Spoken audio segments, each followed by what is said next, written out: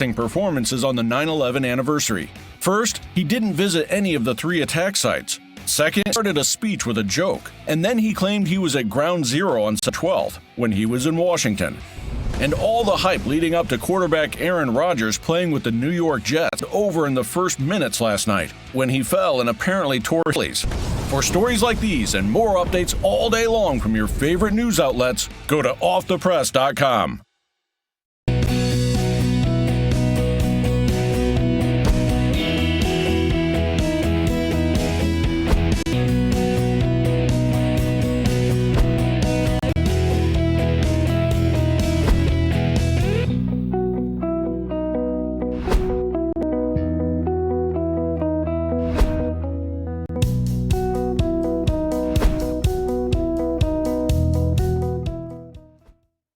America's Voice Live, America's fastest growing news program.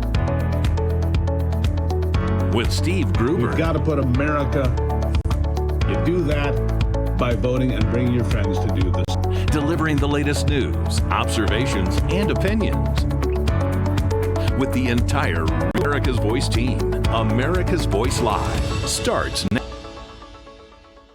Welcome to America's Voice Live. I'm Steve Gruber. Today is Tuesday, September 12th. Let's get to the day's top stories. Speaker of the House, Kevin McCarthy, is officially directing the House of Representatives to open an impeachment inquiry into President Joe Biden. Just a short time ago. We'll be discussing what this means going forward with the Attorney General of Indiana, who is also now running for governor in that state. Curtis Hill will be here in a bit. Also, Joe Biden, 9/11 embarrassing our nation again. He gave billions of money to Iran. He opened his speech with a joke. And his decision to break with tradition and not commemorate the anniversary of 9/11 at one of the attack sites has not gone over well at all. And then later, California lawmakers have passed a proposed law that would require judges in the state to consider a parent's affirmation of their child's gender identity when weighing child custody disputes, that is. Sarah Parshall Perry from the Heritage Foundation will be with that story. Well, House Republicans finally announcing they're going to do something about the trail of corruption leading to the Oval Office and, of course, President Joe Biden. With Speaker Kevin McCarthy announcing a formal impeachment inquiry just a short time ago, and we'll get to that, don't worry. But first, Joe Biden's embarrassing performance at the G20 summit and then Vietnam. Wandering around, mumbling about John Wayne and dog-faced pony soldiers, telling the reporters to follow orders and can only call on the 5 reporters that are on the pre-approved questions provided by his staff, all part of the continuing collapse of the Biden presidency. Americans of all political persuasions, even those that want to believe desperately that Joe Biden can do the job, know it's not happening and going to happen. They know this presidency right now is over. So panic is setting in, especially now that an impeachment inquiry has been announced. The public is to learn a lot more about old Joe and his dirty dealings, from Ukraine to Russia to China. Now, I told you several weeks ago that the networks had shifted their messaging, and President Biden had been dropped from the protection list.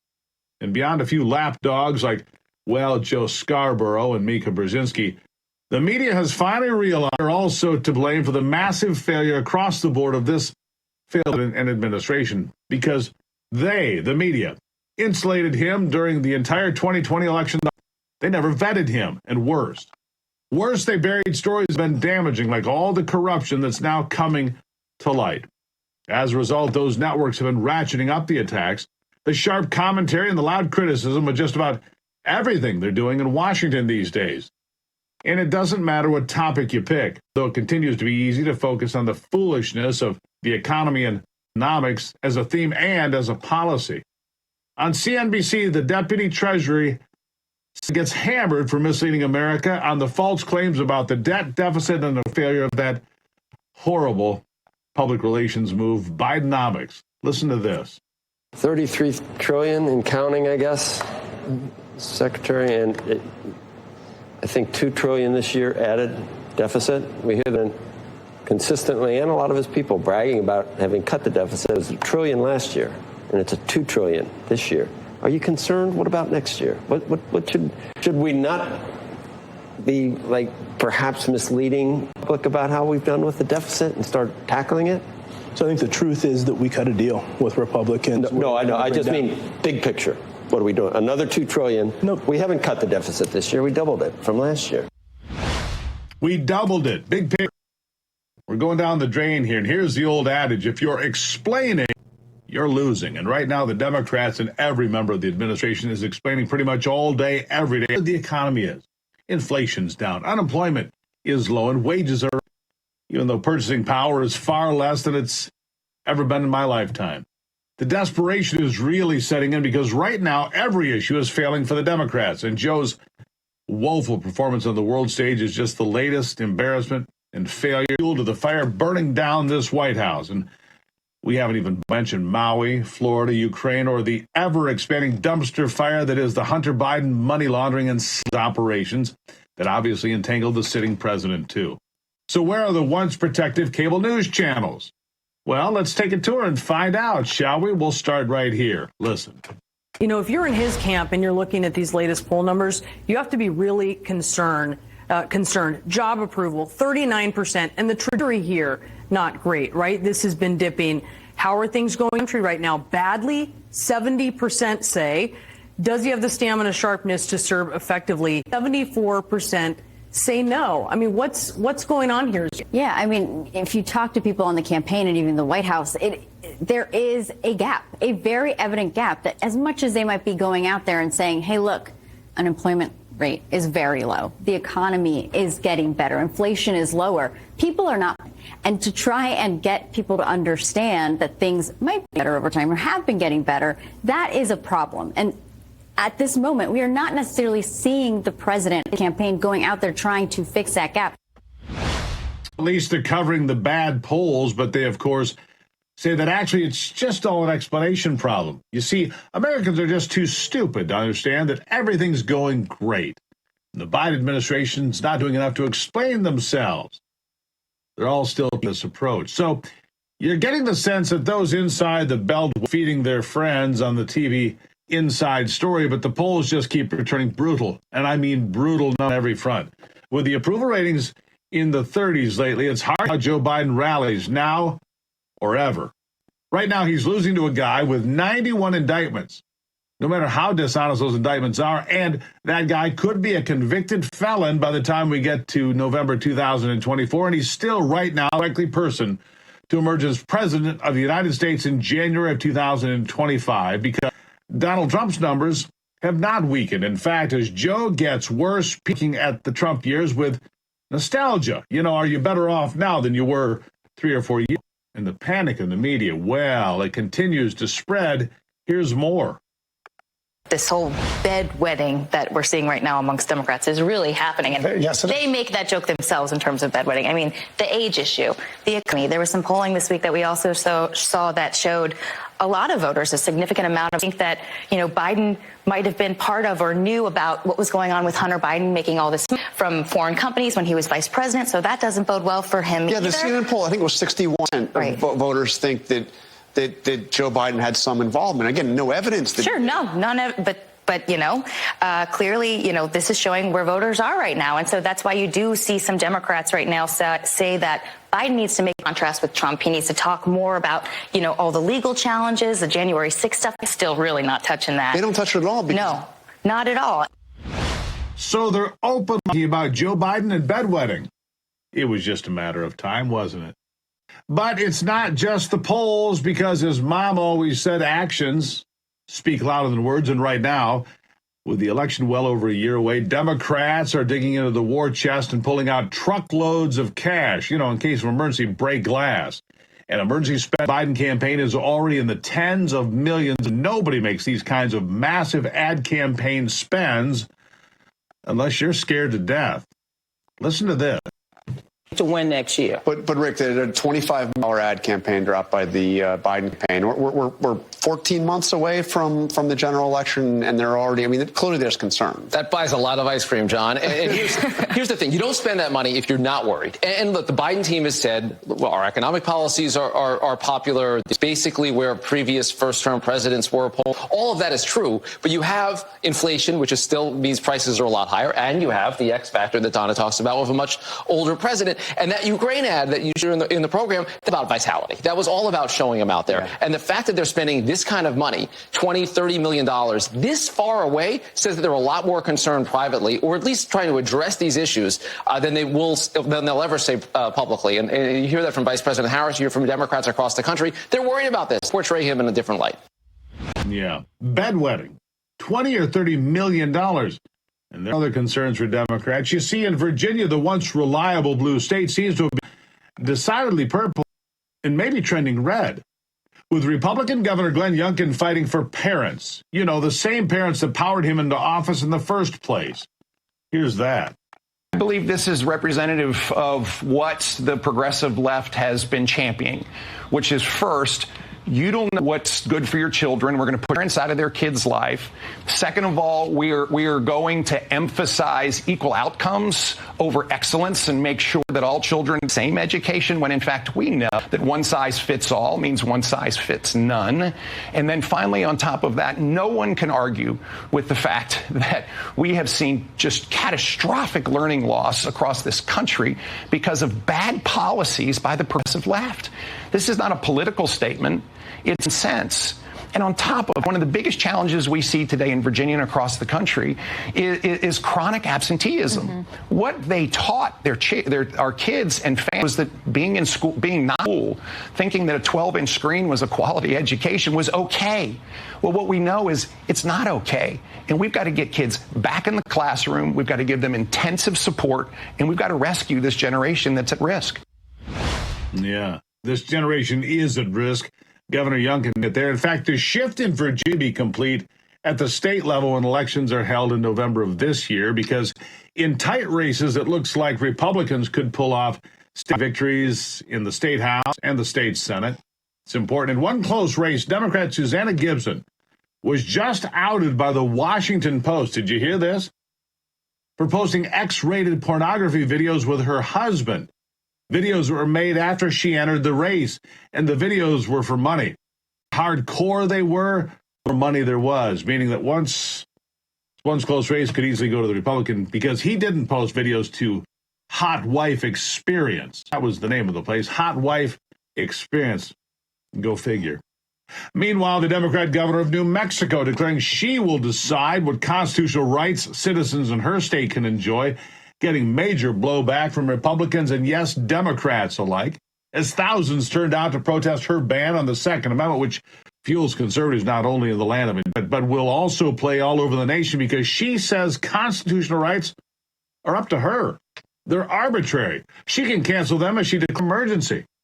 In Albuquerque, New Mexico, residents rejected the executive order from the governor banning guns for a month and openly defined the ban right here. She thinks she has the right to take away my freedom to protect my community. I don't think so. This will not end. We will not comply.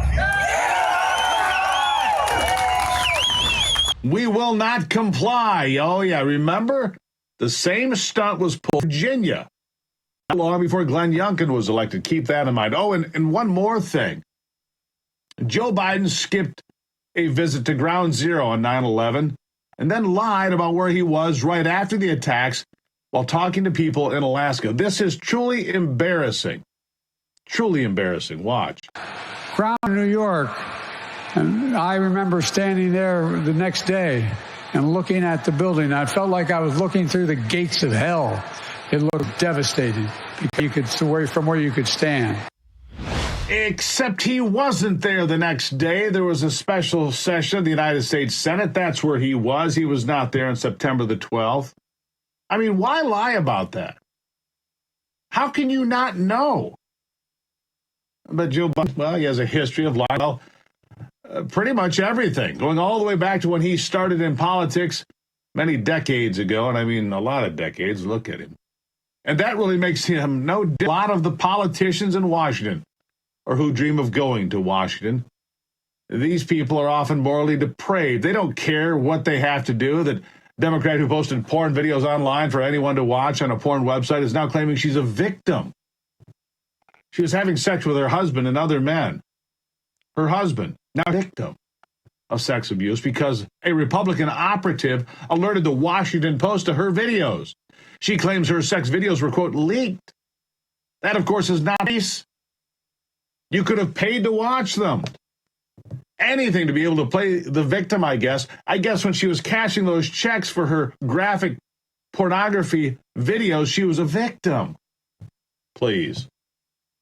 So Joe Biden will lie and say everything is going great. The media will lie and say everything is great. You just don't know it. All the while still trying to play the victim. But you can only cry wolf so many times, and Americans are finally starting to catch on. In fact, they're sick of it. You? Coming up after the break, Kevin McCarthy pressed the House of Representatives to open an impeachment inquiry on President Biden. That just happened a bit earlier today. We'll discuss this next with Curtis Hill, former Attorney General in the state of Indiana, who's also running for governor there. It's straight ahead on Voice Live.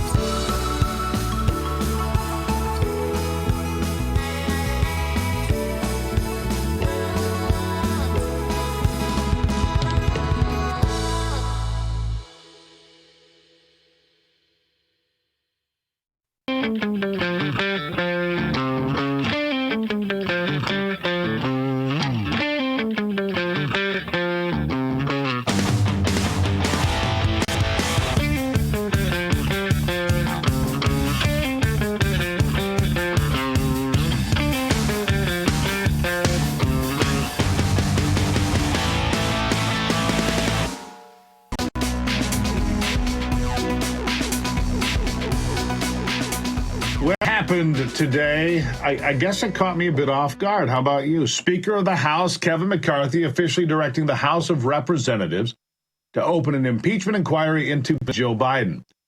Here's that announcement. Listen. Today, I am directing our House committee to open a formal impeachment inquiry into President Joe Biden. This logical next step will give our committees the full power to gather all the facts and answer the American public. That's exactly what we want to know, the answers. I believe the president would want to answer these questions and allegations as well. This effort led by Chairman James Comer at the Committee on Oversight in coordination with Chairman Jim Jordan for Judiciary Committee and Chairman Jason Smith on Ways and Means. He says the allegations that have been made paint a picture of a culture of corruption. That's one way to put it. For me live now to discuss the former Attorney General of the state of Indiana, currently running for governor there, Curtis Hill. Sir, good to see you today. Thank you for being here. Steve, it's great to be here. A lot of people clamoring on the Republican side for an impeachment inquiry. Now, I had somebody ask me today, well, what does that mean? I mean, will there be an impeachment? Sir, I've never known an impeachment inquiry to stop short. I think that once you head down this road, that's the road you're on. What do you make of it? Well, my first question, Steve, is what have they been waiting for? We have heard these allegations that reflect that the president has clearly been compromised. He certainly has not put the interest of America first, and we need to know the answers. We had solid evidence coming in from no other unlikely source than his son that implicates him in a Chinese payoff. And he's indicated that he hasn't had any business dealings with his son. Well, we need to know if the president of the United States is compromised by foreign government. And I think it's about time that McCarthy and the Republicans in the Congress have taken this action. And to your point, if they investigate this to its fullest on the evidence that we've all already heard, we're going to get some answers on this thing. You know, as a former top law enforcement official in the state of Indiana, you understand how some of these things work. You've seen this sort of thing. You'll be familiar with it. We've seen all sorts of shell companies here. We've seen payments that go through a maze of cases, shuffling it around, the shell game, if you will. You're seeing money come in, and then it's dispersed to companies that had never been funded before. You see money going all the way to Joe Biden's grandchildren. I mean, when you see this sort of evidence, and based on your experience as an attorney general for the state of Indiana, you start to connect the dots, don't you? The dots are very easy to connect in this case. I mean, you can talk about shell corporations all you want. Hunter Biden only has one father, and he clearly is his father in this ruse with the Chinese payoff. He makes it very, very clear. I'm sitting here with my father and blah, blah, blah, blah. So there's no shell game. He's using his father as a wedge, and it appears that Joe Biden is cooperating with that aspect. So I think if the Congress does its job, based on the evidence that we as a public already are aware of, there should be no doubt that there's an indication of corruption on the part of the president. So here's the quandary for Democrats. The only politician less popular in America currently than Joe Biden is Kamala Harris. So here's the dilemma. If John says, okay, I'm going to step aside, and he can say it's because of age or whatever it might be, then he, in effect, becomes a lame duck president. If he steps out completely, then Kamala Harris becomes the president. I don't think that goes particularly well. And then if other Democrats challenge her, of course, those on the left will throw the race in there and accuse people of being racist for not supporting Kamala Harris. They have really put themselves in a bad situation, painted themselves in a corner. Or am I missing something? You're missing nothing at all. Joe Biden, even in the dilapidated condition that he's in, is far more popular within the Democratic Party than Kamala Harris, and certainly from across the board. So while he could make a potential run, even in his nearly stroked out position, you put Kamala Harris in there and the Democrats have no hope for her. So they're in a hell of a quandary. And to your point, if someone goes after Kamala, the Democrats are apt to play the race card. That's what they do. It makes a very difficult proposition for them, and yet this is very real. The allegations are so clear. I don't see this going anywhere else but a recommendation for impeachment.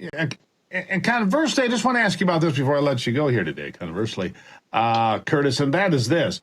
On the other side of the president, I think he has 91 charges pending, indictments pending against him. But I don't think a lot of America takes these indictments particularly seriously. I think people see them for what they are, political vendettas, trying to create something out of nothing. You see political activists that are coming after the former president, criminalizing the freedom of speech, criminalizing political speech. Where do you think that all ends up? Well, it's all a joke. I would like to say that it is actually where it belongs, but I would have never thought that there would be actual states prosecutors and federal prosecutors going after indictments on this type of matters. I mean, the Manhattan prosecution, I've taken to say it's nothing to brag about as a play on the disgraceful prosecutor Alvin Bragg and his decision to drudge up an old case against with Stormy Daniels. And this Georgia matter, again, Donald Trump has become the face of injustice in the justice system. The weaponization of justice is all around him. So it's not surprising that his numbers keep going up, his popularity keeps going up, because he is the representative of injustice to those of us who feel that justice is being stranglehold. So I think being here is an incredible process of persecution. And the difference between going after Donald Trump and not going after clear criminal indications on Joe Biden is palpable. So this is going to further divide the country until we get to a point where some justice being measured towards Biden for the behavior that he's exhibited, and some measure of justice coming for the president from some vindication or an acquittal. Some measure of credibility and integrity. That's what we need to return to Washington in a variety of different buildings and agencies. No question. Curtis Hill, we wish you well in your run for governor in the state of Indiana. Thank you for being here today. Thank you, Steve. I appreciate your time. Thank you so much. All right. After the break, Joe Biden's decision to be tradition and not show up for the anniversary of 9/11. It's not gone over well. That story next on America's Voice Live.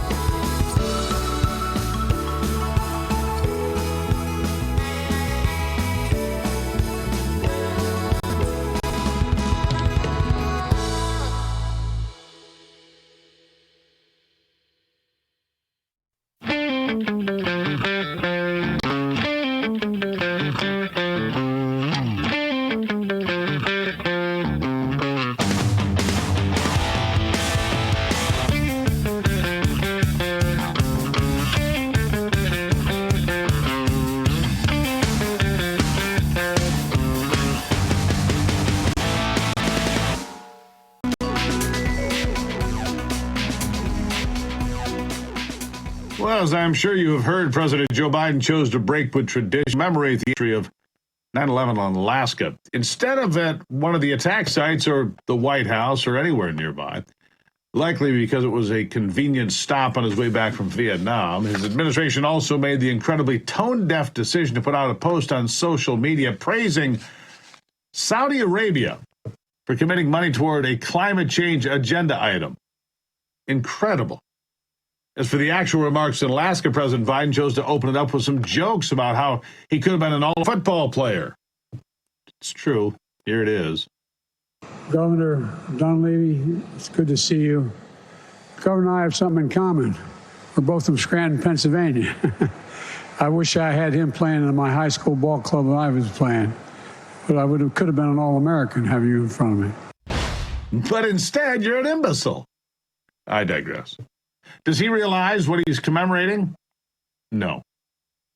But he claims he has been at Ground Zero the day afterward. We talked about it once, but watch again. To renew our sacred vow, never forget we never forget. Each of us, each of those precious lives stolen too soon when evil attacked.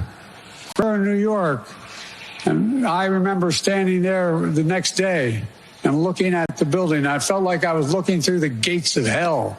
It looked so devastating because from where you could stand.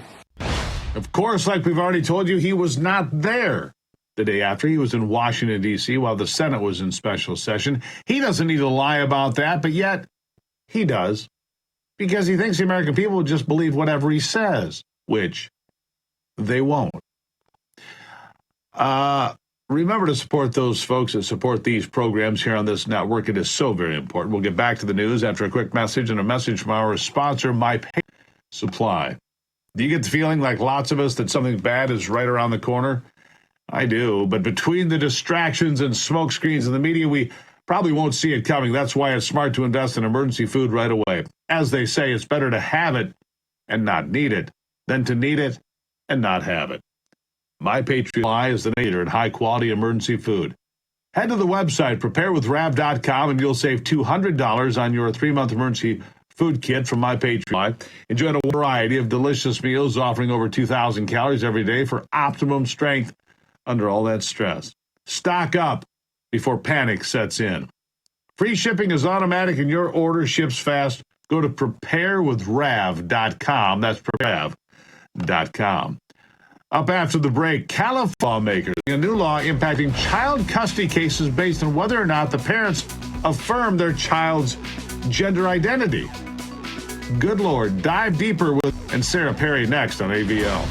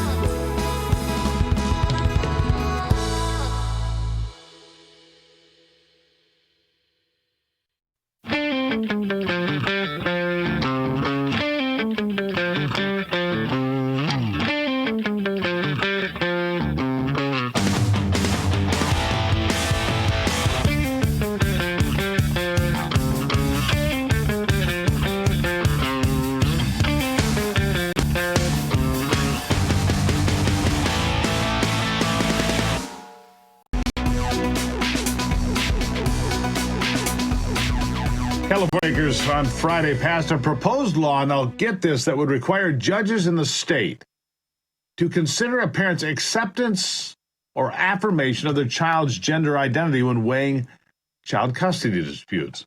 The Assembly approved the measure and sent it to the governor's desk on a party line vote of 57-16. 7 people have lost their minds. A handful of Democrats didn't even vote. Now, when 2 parents get divorced and cannot agree on child custody, the decision is ultimately left to judges. Judges must weigh a variety of factors when determining custody, and the best place for the child. Lawmakers supporting the measure said gender affirmation would not be the only factor judges would need to consider if it were to become law. Joining me now with the details, Sarah Parshall Perry, who is the senior legal fellow at the Heritage Foundation. Sarah, thank you for being here. Thanks for having me. So here's my question, because I've seen, frankly, the word is insanity, playing out more and more. Okay, so how far down to go?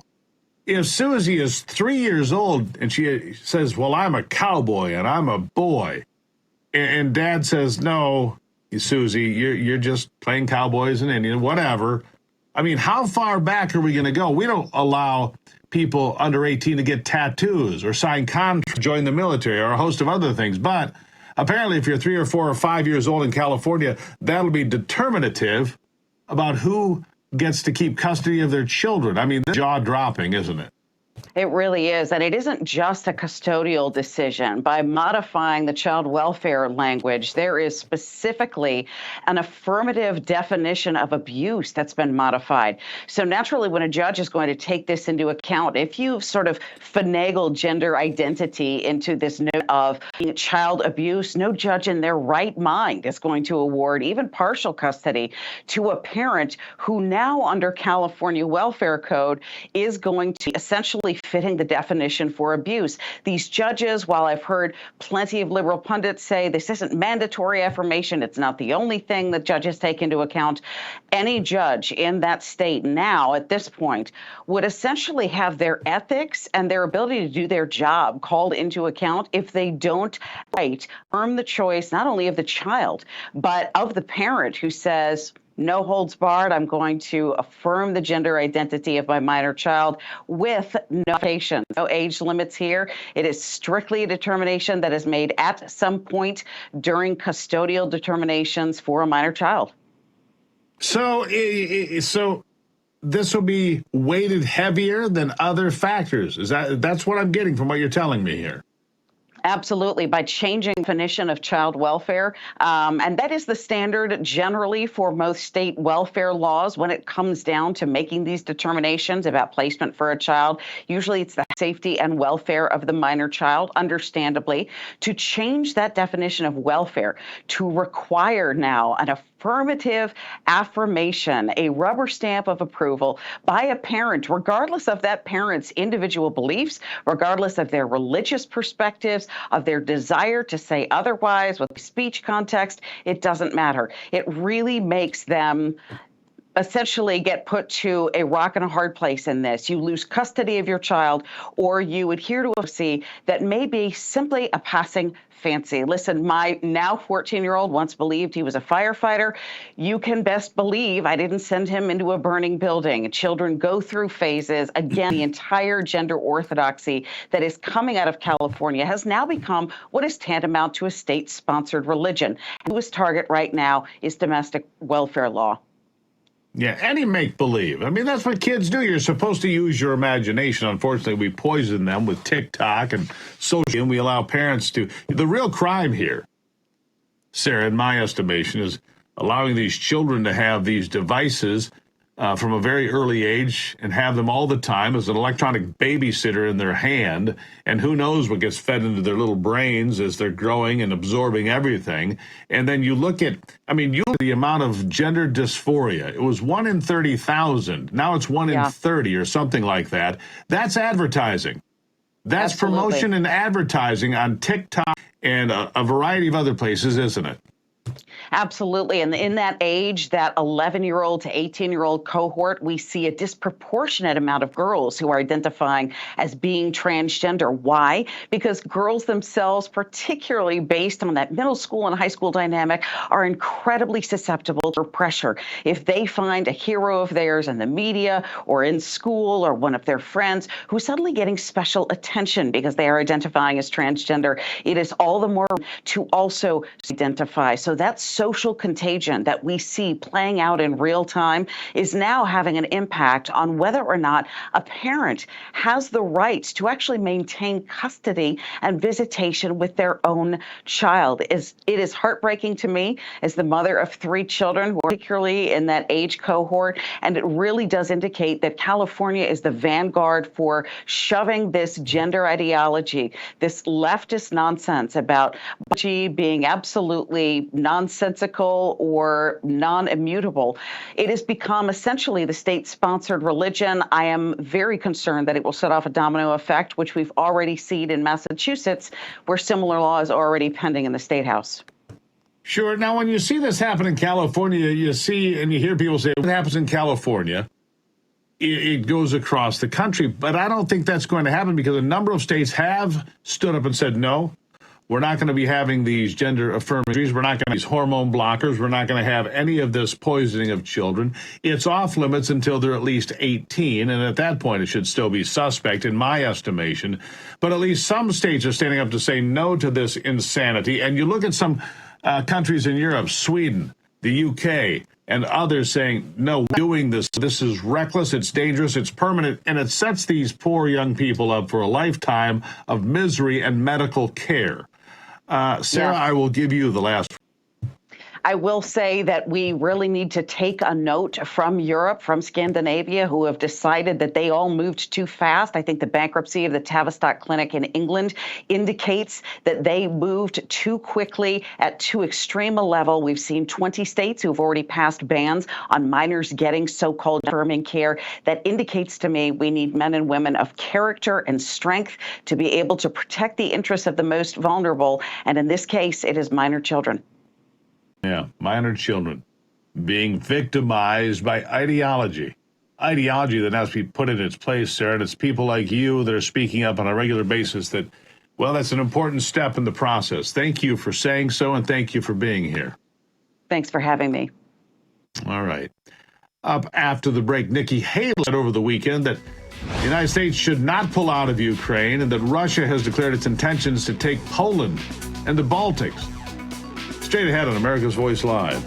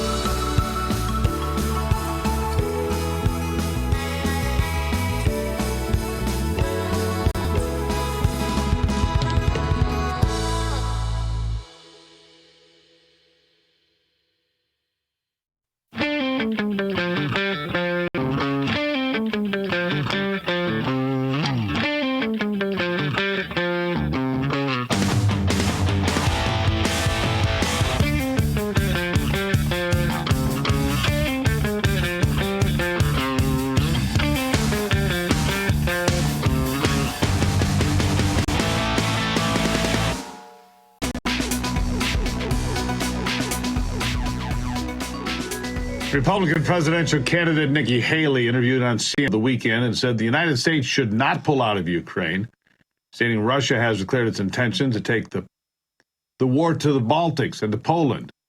Full-on war. Listen.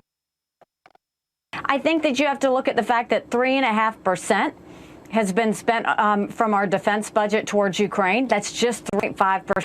That percentage of GDP, 11 European countries have spent more than us. We know that Russia has said once they take Ukraine, Poland and the Baltics are next, and then you're looking at a full war. What we're trying to do is prevent war. That's a pretty good return on investment to prevent war. So I think that we need to continue giving them equipment and ammunition with our allies to win. I don't think we need to give them straight up cash. I don't think we need to put troops on the ground, but we need to finish this because we have to always remember a win for Russia is a win. They've made that very clear. And right now, China is our #1 national security threat. Yeah.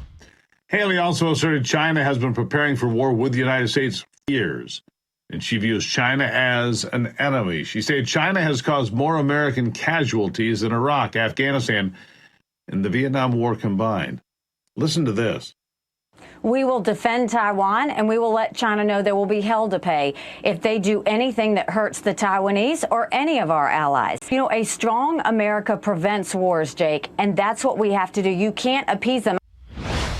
Yeah. She emphasized that the United States needs to deal with China first, declaring Taiwan, and there will be hell to pay. Haley argued a strong America prevents wars, and China cannot be appeased. Instagram's newest text-based social platform, Threads, features a new search function that blocks searches. Most notable is the prevention of any content related to COVID, redirecting users instead to the Centers for Disease Control and Prevention. Meta, that's the Facebook folks, told the Washington Post it is intentionally blocking search terms. The comprehensive list is not available. Known non-searchable words, though, are sex, nude, gore, porn, coronavirus, vaccines, and vaccination. Meta's statement said the search functionality is temporary for sensitive subjects and will update the search function once we are confident in the quality of the results. COVID numbers have been on the rise with a 16% increase in hospitalizations over the last week. For the week of September 2nd, there were 18,878 cases and 71 from 658 for the week ending August the 26th, and significantly lower from the same week last year, which saw 34,500 hospitalizations and almost 3,000 deaths. Meanwhile, Meta has chosen essentially to implement parental controls for all users. All users. Minnesota, this story is just bizarre, has opened its doors to illegal aliens, allowing them to obtain driver's licenses with no legal status whatsoever.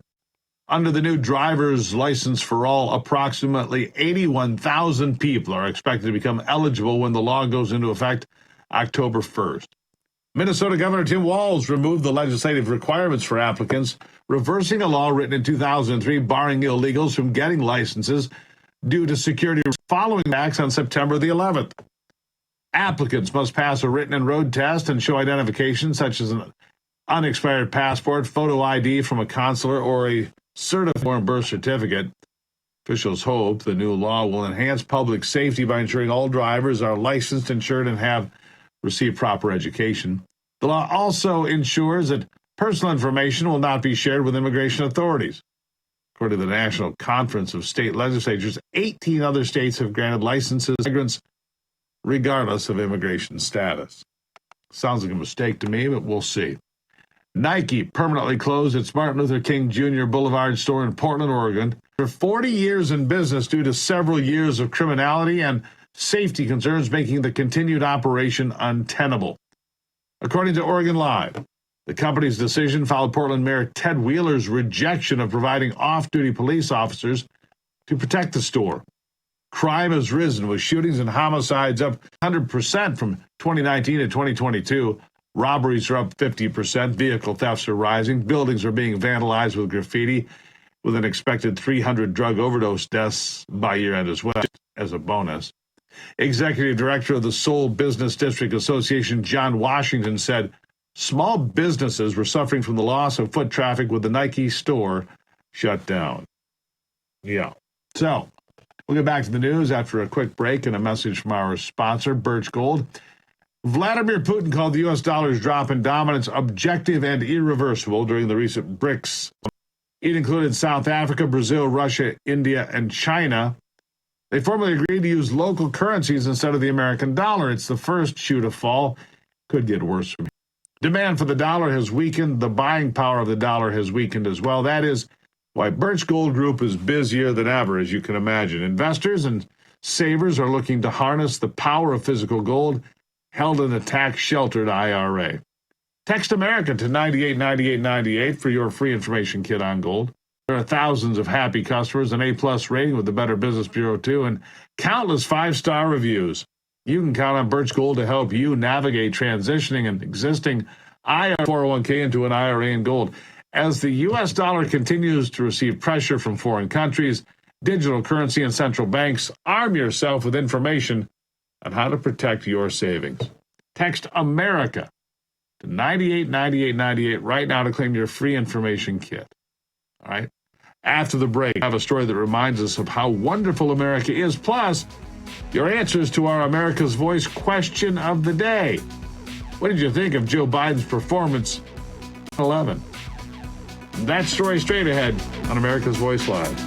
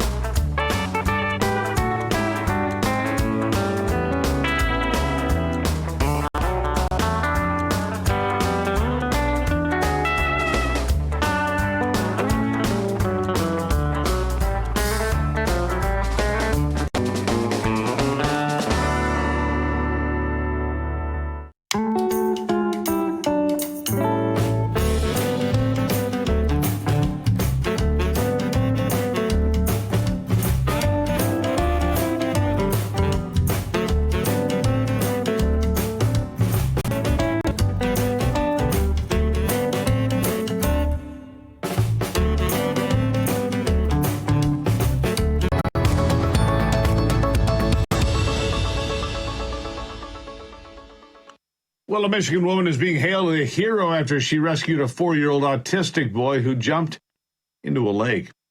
Drowning is the leading cause of death among autistic children, but the water would have to make do with frogs and fish after Jessica Bauer and the boy's grandma saw him fall, and Jessica had her smartphone over her shoulder before jumping in the lake. Listen to this. Threw my phone and ran in, and I'm not a good swimmer. All I can do is doggy paddle. Yet you jumped into the water to save this child's life, potentially risking your own. Yeah, I did not think much into it. The Ring camera that you were seeing the video captured that youngster tumbling into a pond in Bauer's rescue. The young woman has a 3-year-old one and said this. The little boy drowning was frightening, but nevertheless, she said that she didn't think much at all as she was jumping in. Here's that. I just saved a little kid's life today. Well, the mother of the 4-year-old later thanked her hero neighbor, and I mean real hero. Bowers says the boy she saved, he's doing fine. Excited to celebrate his 5th birthday. Good news here. It makes America wonderful. She's literally an angel from above, especially for being at the right place at the right time. You see, as we were reminded yesterday, America has people that run to the rescue of others, even risking their own lives to do so, and that makes America pretty wonderful now, doesn't it? It really does. All right, so what do you think of Joe Biden's performance on 9/11 yesterday? Trish Hicks writes this: he had the audacity to fake empathy by telling a lie to make himself look good, and in doing so devalued the lives that were taken that day. Loud with you. Don Raleigh Bacon, embarrassing. I just can't anymore with this guy. Needs to go. Kathy Finney is a half-century career criminal politician. He's a complete failure and an embarrassing figure on the world stage. Tim Schafer had this to say: another fine display of ineptitude and weakness while our enemies laugh. But Gloria, simply pathetic. Monica Kinch Blau, we watched the video and are so embarrassed. This man is making us an absolute stop. Carol Osborne, he's a disaster and a disgrace anywhere, in any way he goes. Larry quite contrary, said very sad nation, the United States leader, and Roger Coburn shares like he wasn't even there. No, he wasn't even there. Remember, stay in touch. Drop me a line, SteveGruber.com. SteveGruber.com. Go there, drop me a line, say, hey, Grubes, this is what we want to see. Here's what we're thinking. Tell me you love me. Tell me you hate me. Tell me you want. Share a story with me that's important to where you are. Whatever it is, go to SteveGruber.com.